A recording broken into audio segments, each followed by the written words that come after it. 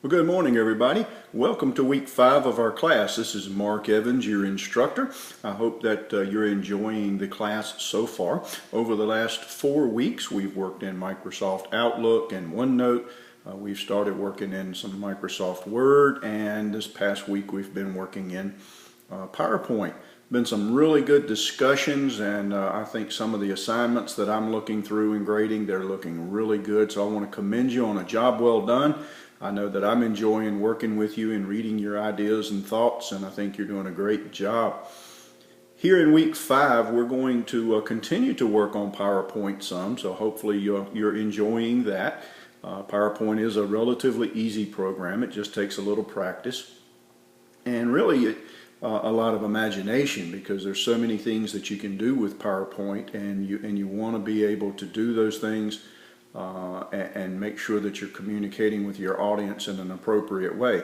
I know we've talked about not having too much information on the screens, not using animation except when it's necessary, the right colors and fonts and all those sorts of things. And some really good ideas that we're talking about that really relate to the design and creation of PowerPoint. So I hope that you see so far PowerPoint's easy to use, but it's more about creativity and design. We're also going to transition this week over to the Microsoft Excel program. Microsoft Excel is a spreadsheet program, and I love Microsoft Excel because typically I'm not very good at math, and Excel makes me look like a math genius. It is harder to learn than most of the programs that we study, especially in the introduction phase of classes like com151, where we just touch the basics. There are classes that go in great depth in Excel, and I encourage you to take those if you get a chance. Excel allows us to do math. It allows us to do simple databases and things like that, and we're going to start getting into it. One of the first things you're going to see in Microsoft Excel is that it has some different terminology. We have rows and columns and cells, cell addresses, formulas, and so forth that we have to kind of pick up on and make sure we understand what someone's talking about. And once we do that, it gets a little easier.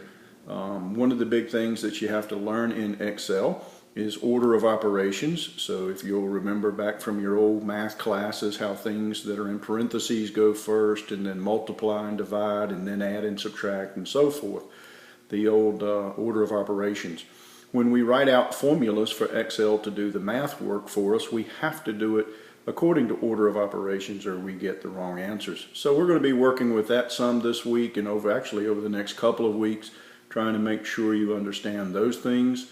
And how to navigate around Excel and just basically write some things like budgets and so forth in Excel. We'll look at charting a little bit and so forth. So I hope you're going to enjoy Excel. It is a lot of fun. It does take a little bit of effort to kind of catch on to it, but well worth your time. I know that I use it as databases. I use it in my home budget. I use it at work. It seems like every time I'm doing something, it's either Microsoft Word or Excel. So hopefully you'll enjoy it and learn a little bit about it, and maybe want to take some additional classes there. The other thing I wanted to bring up this morning is just to remind you that we have to do a proctored exam in our class. And I plan on trying to do that around week 8 or 9. I will put out a date and a time for that. You are required to attend it if at all possible.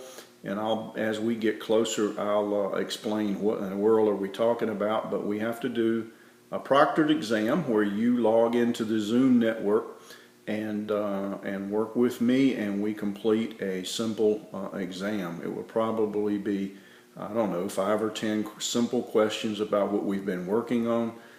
You have to do it live on camera. You have to show me your ID and that kind of thing.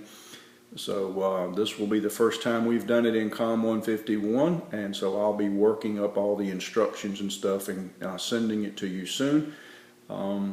But please just remember, about week 8 we will be doing a proctored exam that you're required to take.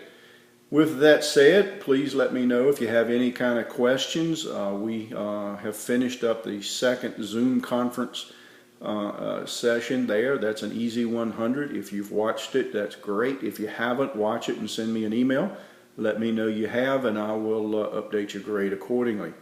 Reach out to me, text message, email, whatever. If you've got questions, I'll be glad to help you. I hope that you're enjoying the class, and I hope you have a great week.